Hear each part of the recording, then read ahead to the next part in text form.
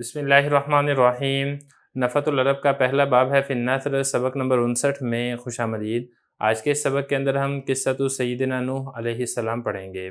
عبارت دیکھ لیں۔ وخرج عن طاعته ولده کنعان فقال له یا بنی ارکب معنا ولا تکن مع الکافرین فاجابه بقوله سآوی الی جبل یعصمنی من الماء قال لا عاصم اليوم من امر الله الا من رحم وحال بینهما الموج فکان من المغرقین ثم نبع الماء من الارض ونزل المطر من السماء حتى على الماء فوق الجبال ومكث الطوفان 6 أشهر ثم أوحى الله تعالى إلى الأرض والسماء بقوله يا أرض ابلعي ماءك ويا سماء واقلعي وغيض الماء وقضي الأمر واستوت على الجودي وكان هذا الاستواء على جبل الجودي يوم عاشوراء وبعد أن جفت الأرض قيل يا نوح اهبط بسلام منا وبركات عليك وعلى ممن معك ثم إن من كان مع نوح من المؤمنين عاشوا بعد ذلك قليلا فلم يبق إلا نوح وأولاده الثلاثة سام وحام ويافث ونساؤهم ففرق بينهم أبوهم نوح حتى ذهب كل إلى ناحية فعمرها بأولاده حتى صار الآدميون كما ترى من عهد نوح إلى وقتنا هذا من نسله عليه السلام ولذا سمي أبا البشر الثاني بعد سيدنا آدم علیہ السلام۔ ترجمہ دیکھ لیں۔ حضرت نوح علیہ السلام کا واقعہ اپنے بیٹے کے ساتھ اور والدین کے حکم کی مخالفت کا نتیجہ۔ حضرت نوح علیہ السلام کا بیٹا کنعان ان کی اطاعت سے نکل گیا۔ حضرت نوح علیہ السلام نے اپنے بیٹے سے کہا اے بیٹے ہمارے ساتھ سوار ہو جاؤ اور کافروں کے ساتھ نہ ہو۔ ان کے بیٹے نے اس بات کے ساتھ جواب دیا میں ان قریب ٹھکانہ پکڑوں گا پہاڑ کی طرف، وہ پہاڑ مجھے پانی سے بچا لے گا۔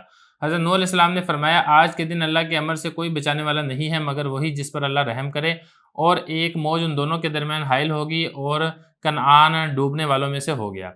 پھر پانی پھوٹ پڑا زمین سے اور بارش اتری آسمان سے، یہاں تک کہ پانی پہاڑوں کے اوپر بھی چڑھ گیا اور یہ طوفان 6 مہینے ٹھہرے رہا۔ پھر اللہ تعالیٰ نے وحی کی زمین اور آسمان کی طرف اپنے اس فرمان کے ساتھ اے زمین تو اپنا پانی نگل جا اور اے آسمان تو تھم جا، اور پانی خشک ہو گیا اور معاملہ پورا ہو گیا اور وہ کشتی جودی پہاڑ پر ٹھہر گئی۔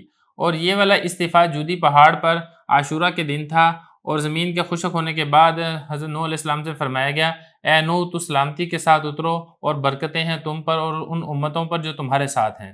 پھر نوح علیہ السلام کے ساتھ جو مومنین تھے وہ اس کے بعد بہت کم عرصہ زندہ رہے، کوئی نہیں باقی رہا مگر حضرت نوح علیہ السلام اور ان کی 3 اولاد یعنی سام، حام اور یافس اور ان کی عورتیں۔ پھر ان کے والد نوح علیہ السلام نے ان میں جدائیگی کر دی، یہاں تک کہ ان میں سے ہر ایک کونے کی طرف چلا گیا اور اس نے اس کونے کو بسایا اپنی اولاد کے ساتھ، یہاں تک کہ آدمی ہو گئے ہیں جیسا کہ آپ دیکھ رہے ہیں حضرت نوح علیہ السلام کے زمانے سے آج کے اس زمانے تک حضرت نوح علیہ السلام کی نسل سے۔ اسی وجہ سے حضرت نوح علیہ السلام کا نام ابو البشر ثانی رکھا گیا حضرت سیدنا آدم علیہ السلام کے بعد۔ عبارت ہو چکی ہے، ترجمہ ہو چکا ہے، اب چلتے ہیں اس کی لغوی صرفی تحقیق کی طرف۔ پہلا لفظ ہے خرجہ، خرج یخرجو، خروجن اس کا معنی ہوتا ہے نکلنا، واحد مذکر غائب فعل ماضی معلوم کا صیغہ ہے۔ کنعان یہ حضرت نوح علیہ السلام کا بیٹا تھا جس نے اسلام قبول نہیں کیا اور حضرت نوح علیہ السلام کے ساتھ کشتی میں سوار ہونے سے انکار کر دیا۔ آگے لفظ دیکھیں ارکب، رکیبہ یرکبو، باب اس کا سمیع یسمع ہوتا ہے، واحد مذکر مخاطب امر حاضر معلوم کا یہ صیغہ ہے۔ اجابہ یجیبو اجابتاً اس کا معنی ہوتا ہے جواب دینا، باب اس کا افعال آتا ہے۔ اوا یا وی، باب اس کا ضربہ یضرب ہوتا ہے اور اس کا معنی ہوتا ہے ٹھکانہ پکڑنا، کسی جگہ کی پناہ لینا۔ عصم یعصم، باب اس کا بھی ضربہ یضرب ہوتا ہے اور اس کا معنی ہوتا ہے بچنا بچانا۔ رحم یرحم، باب اس کا سمیع یسمع ہوتا ہے، اس کا معنی ہوتا ہے رحم کرنا۔ اس کے بعد آگے لفظ دیکھیں نبع، نبع ینبع نبوعن، باب اس کا نصر ینصر ہوتا ہے اور اس کا معنی ہوتا ہے پانی کا نکلنا۔ نزل ینزل، اس کا نزولاً اس کا معنی ہوتا ہے اترنا، مطر بارش کو کہا جاتا ہے، اس کی جمع امطار آتی ہے۔ علا یعلو علواً، باب اس کا نصر ینصر ہوتا ہے اور اس کا مطلب ہوتا ہے بلند ہونا، اوپر ہونا۔ آگے لفظ دیکھیں مکثا، مکثا یمکث مکثن، اس کا باب بھی نصر آتا ہے اور اس کا معنی ہوتا ہے ٹھہرنا۔ اوحا یوحی ایحا، باب اس کا افعال آتا ہے، اس کا معنی ہوتا ہے وحی کرنا۔ آگے لفظ دیکھیں ابلعی، بلع یبلعو، باب اس کا فتح یفتح آتا ہے اور اس کا معنی ہوتا ہے نگلنا جذب کرنا۔ امر حاضر معلوم کا یہ صیغہ ہے، واحد مؤنث مخاطب کا۔ آگے لفظ دیکھیں اقلعی، اقلع یقلع اقلاع، باب اس کا افعال آتا ہے اور اس کا معنی ہوتا ہے کسی چیز سے باز رہنا۔ آگے لفظ دیکھیں غیظہ، غاظ یغیظ غیظاً، باب اس کا ضربہ یضرب ہوتا ہے اور اس کا معنی ہوتا ہے پانی کا کم ہونا، پانی کا خشک ہونا۔ قضا یقضی، باب اس کا ضربہ یضرب ہوتا ہے اور اس کا معنی ہوتا ہے کسی چیز کا پورا ہونا۔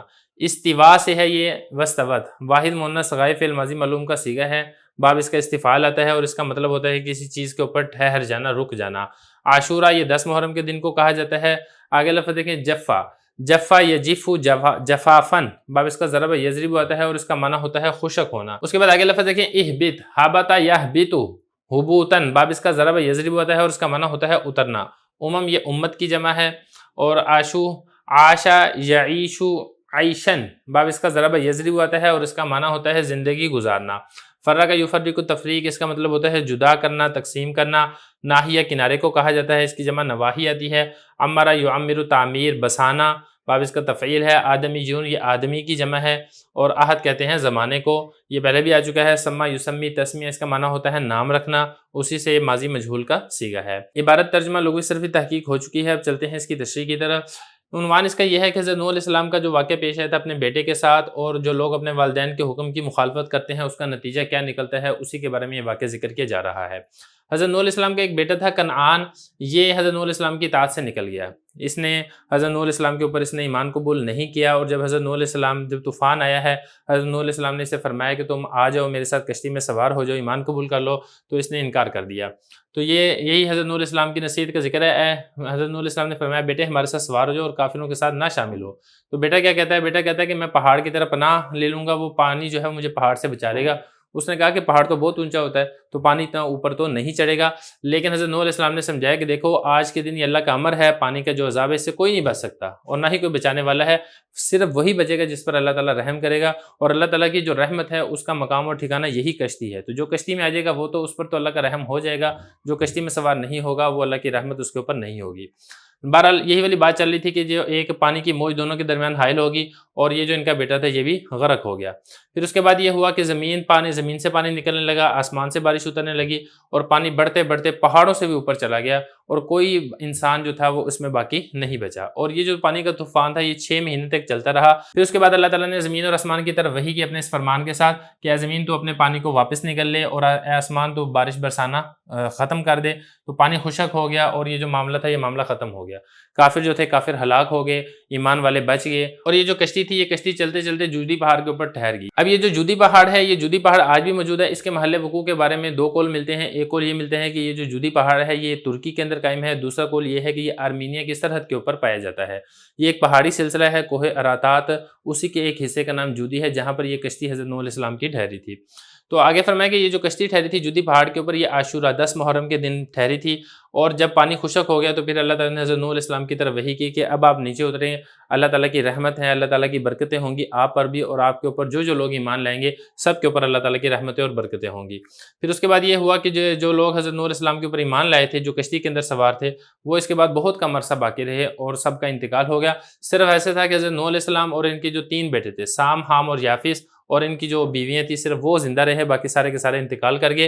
फिर हज़रत नूह अलैहिस्सलाम ने अपनी औलाद को तकसीम करके उनको ज़मीन के मुख्तलिफ हिस्सों की तरफ रवाना कर दिया, हत्ता कि इनमें से हर एक ज़मीन के एक कोने पर गया। मतलब ये कि काफ़ी दूर चले गए और उन्होंने फिर अपनी औलाद के ज़रिए से उस ज़मीन के हिस्से को बसाया है। यहाँ तक कि आप आज के ज़माने में भी देखते हैं हज़रत नूह अलैहिस्सलाम के ज़माने से जो नस्ल चलती आ रही है, आज पूरी दुनिया के अंदर हज़रत नूह अलैहिस्सलाम की नस्ल ही फैली हुई है। यही वजह है कि हज़रत नूह अलैहिस्सलाम का जो नाम है वो अबुल बशर असानी रखा गया है, क्योंकि अबुल बशर अव्वल जो है वो हज़रत आदम अलैहिस्सलाम है, क्योंकि हज़रत आदम अलैहिस्सलाम की नस्ल से हैं सारे लोग।